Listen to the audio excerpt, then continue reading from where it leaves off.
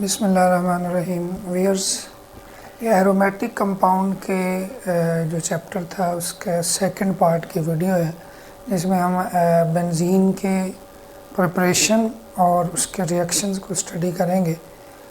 इसकी पहली वीडियो जो है वो पहले आप इसमें लिंक दिया गया है डिस्क्रिप्शन में, वहाँ से भी देख सकते हैं, या डायरेक्टली आप इजी एंड कॉन्सेप्चुअल केमिस्ट्री इस चैनल पे आप जो है वो देख सकते हैं।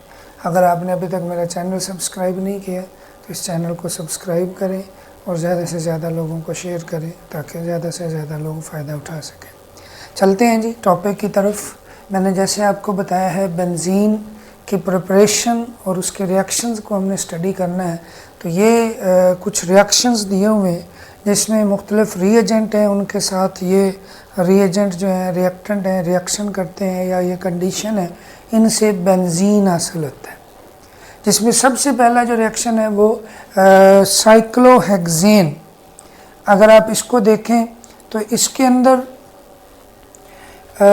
जो रिमूवल ऑफ हाइड्रोजन है फ्रॉम ईच कार्बन, एक हाइड्रोजन निकल जाएगा और अल्टरनेट वे में डबल बॉन्ड बन जाएंगे और वो एक बेंजीन बन जाएगा। आप इसको प्लैटिनम और पैलेडियम की मौजूदगी में करते हैं एट रूम टेम्परेचर, तो ये प्रोसेस कहलाता है डीहाइड्रोजिनेशन। क्या कहलाएगा? Dehydrogenation of cyclohexane. ये डीहाइड्रोजिनेशन हो गया।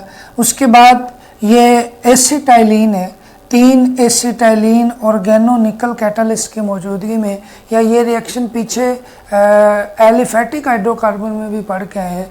वहाँ पे जो कैटालिस्ट था वो और था, कॉपर की मौजूदगी में 400 डिग्री सेंटीग्रेड तक उसको किया, तो उससे भी ये उसमें चेंज हो जाता है, एरोमेटिक में बेंजीन में चेंज हो जाएगा। ठीक है, यहाँ पे ऑर्गेनोनिकल कैटालिस्ट है, 3 ये लिए जाते हैं और तीनों जो है वो रीअरेंज होके आपस में ये डबल बॉन्ड ख़त्म हो जाता है। ये पोलीमराइज होते हैं एक तरह के 3 पार्ट इसके जो है वो जुड़ते हैं, बेंजीन बन जाते हैं। उसके बाद ये अल्केन है, हेक्सेन। बुक में अंदर ये ज़रा ओपन करके लिखा हुआ है, हेक्सेन भी हो सकता है, हेप्टेन भी हो सकता है। हेक्सेन है, इन कैटालिस्ट की मौजूदगी में ये एरोमेटाइज हो जाते हैं, एरोमेटाइजेशन होती है और ये एरोमेटिक बन जाते हैं, बेंजीन में चेंज हो जाते हैं। लेकिन अगर आप 7 कार्बन वाला लेते हैं फिर भी बेंजीन ही बनता है, लेकिन जो 7th कार्बन होता है वो as a substituent alkyl group की शक्ल में वो बेंजीन रिंग के साथ लगा हुआ होता है, इसलिए उसको मैंने यहाँ नहीं लिखा, वैसे बता दिया।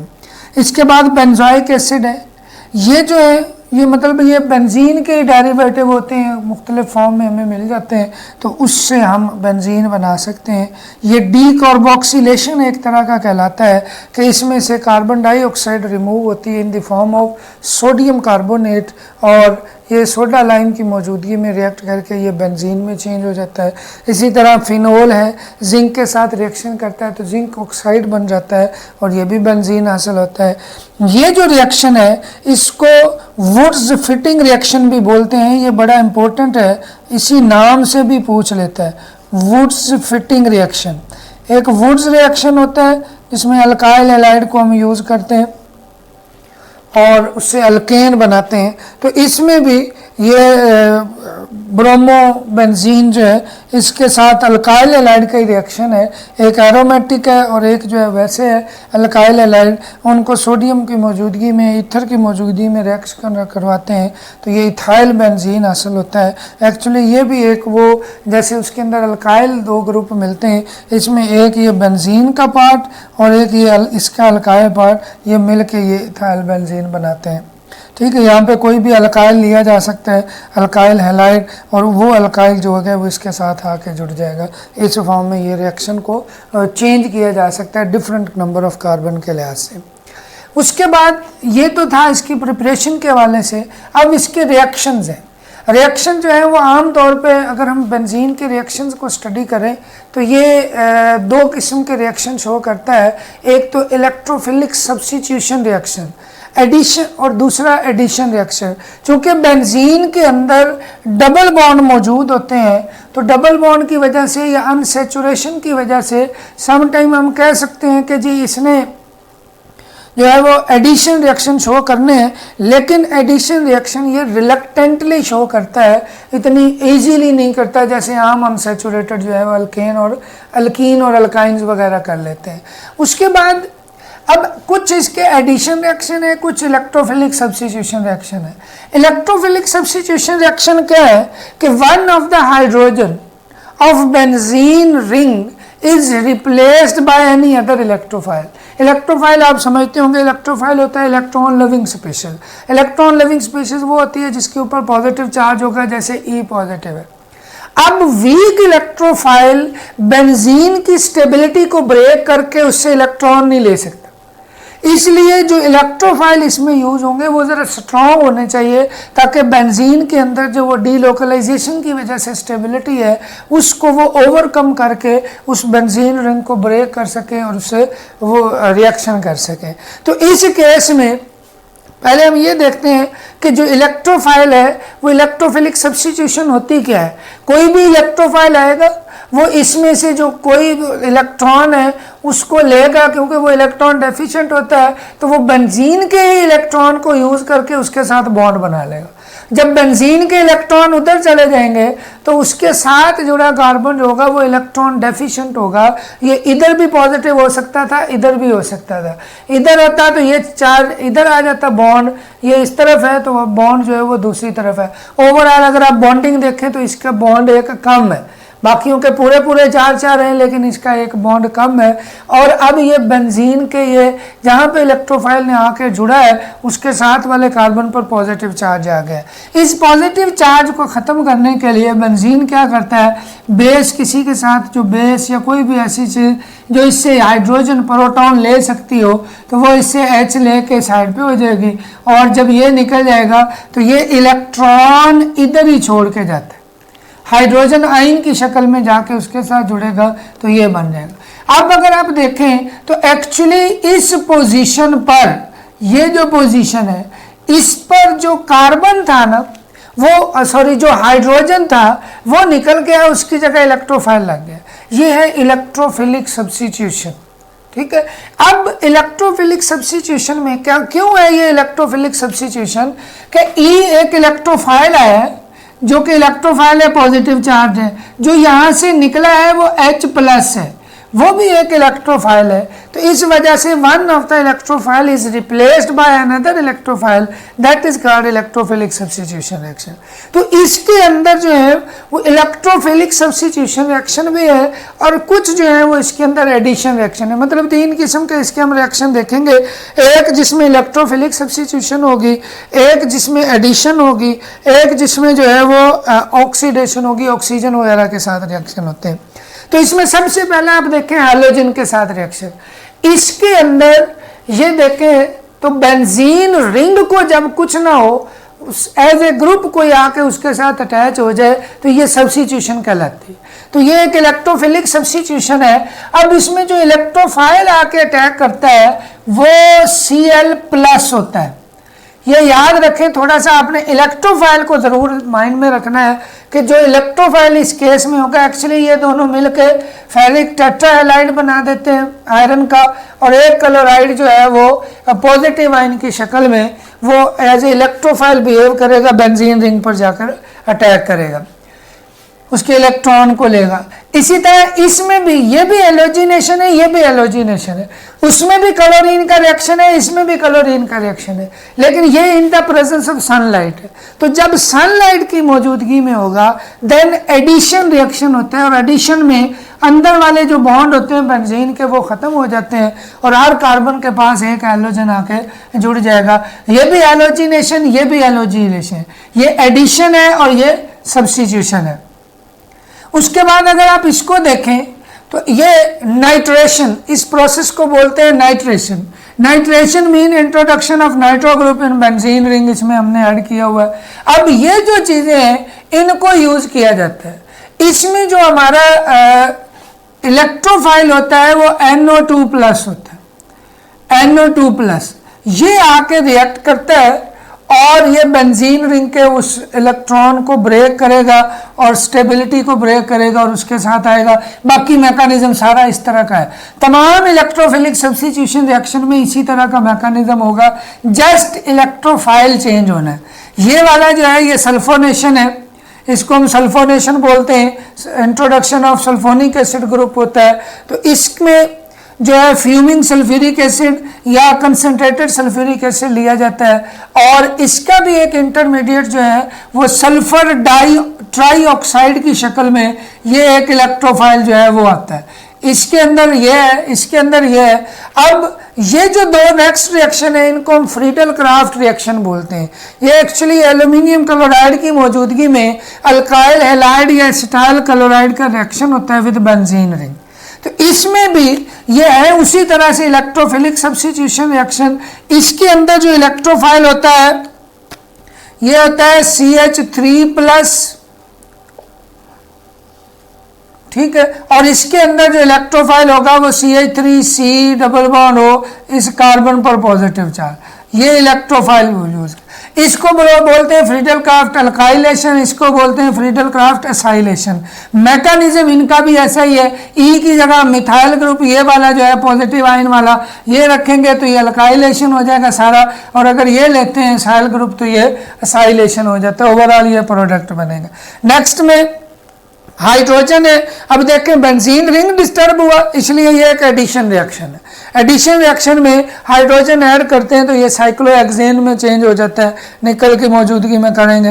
ओजोन के साथ रिएक्शन है तो ये 3 ऑक्सीजन जो है वो हर डबल बॉन्ड के साथ आके जुड़ जाते हैं। तो ये पहले ये बनता है और उसके बाद जो है ये ग्लाइऑक्सिल में चेंज हो जाता है और इसको CHO सिंगल बॉन्ड CHO ऐसे भी लिखा जाता है। बुक में ऐसे लिखा हुआ है, मैंने इसको ज़रा शॉर्ट करके लिखा है जगह कम होने की वजह से।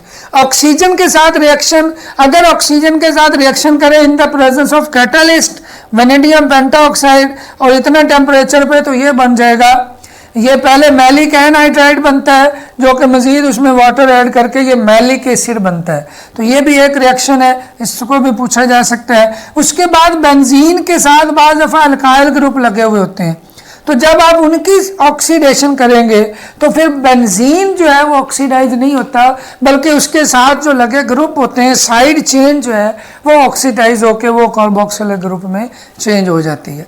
ये तो था इसके रिएक्शन के बारे में। अब ये सारी चीज़ें जो है इनमें आपको इलेक्ट्रोफाइल का पता होना चाहिए, कंडीशन का पता होना चाहिए, रिएक्शन किसके साथ करा रहे हैं, ये सारी चीज़ें आपने करनी है। एक चीज़ इसके एंड पे, इस चैप्टर के एंड पे दी गई है, orientation and electrophilic substitution reaction. बड़ा ही इंपॉर्टेंट है। जब भी हम किसी प्रोडक्ट को जो डाई सब्स्टिट्यूटेड प्रोडक्ट होगा बेंजीन का, उसको हम बनाना चाहते हैं तो हमें इस कॉन्सेप्ट का पहले पता होना चाहिए। ये कॉन्सेप्ट क्या है कि जो बेंजीन रिंग होता है उसके साथ जो एक हैलोजन एक ग्रुप आके लग जाए, जैसे ये या इसके अंदर ये या इसके अंदर ये एक ये, मतलब मोनो सब्स्टिट्यूटेड हो, किसी भी बेंजीन के कार्बन पर एक ग्रुप लगा हुआ, वो कोई भी हो।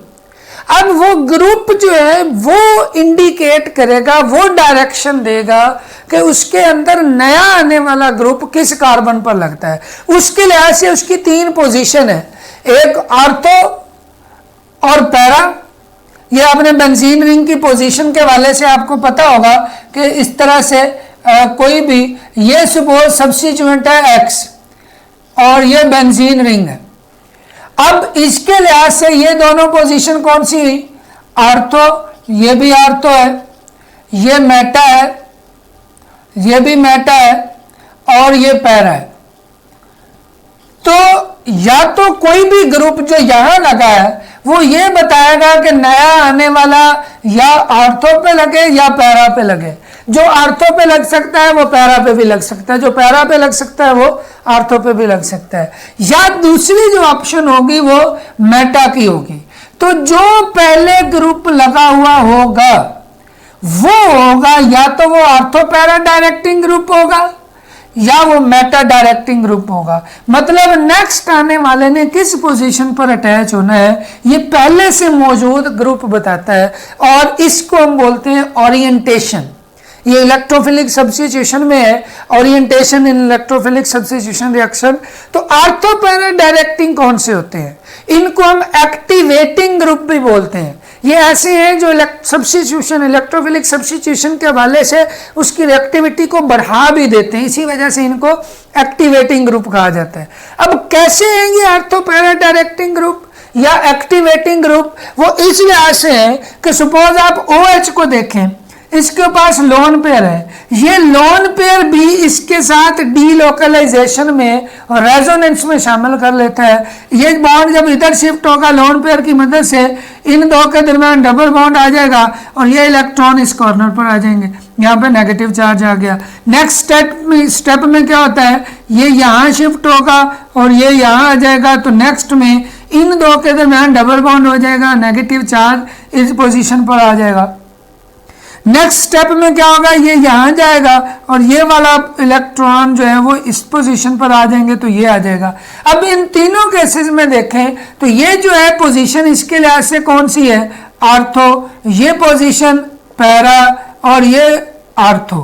तो अब ये ऑर्थो पैरा डायरेक्टिंग इसलिए है कि अब जब कोई भी इलेक्ट्रोफाइल आएगा ना तो वो इलेक्ट्रॉन लेंगे, मतलब जहां उसको नेगेटिव चार्ज मिलना है उसने वहां जाके जुड़ना है। अब ये ऑर्थो पे, पैरा पे और ऑर्थो पे ज्यादा नेगेटिव चार्ज आ गया ड्यू टू दिस रेजोनेंस, ठीक है, और इस वजह से आने वाला इलेक्ट्रोफाइल जो होगा वो हमेशा इन पोजीशन पर ही आके जुड़ेगा। यही वजह है कि ऐसे ग्रुप जो इलेक्ट्रॉन डोनेट करने वाले हों, बेंजीन रिंग को इलेक्ट्रॉन देने वाले हों, तो वो ऑर्थो पैरा डायरेक्टिंग ग्रुप कहलाते हैं। और एक्टिवेटिंग इसलिए है कि पहले तो उसने आके स्टेबिलिटी को तोड़ना था, अब स्टेबिलिटी की बजाय उसको प्रॉपर नेगेटिव चार्ज मिल रहा है तो वो वहां आके जुड़ जाता है।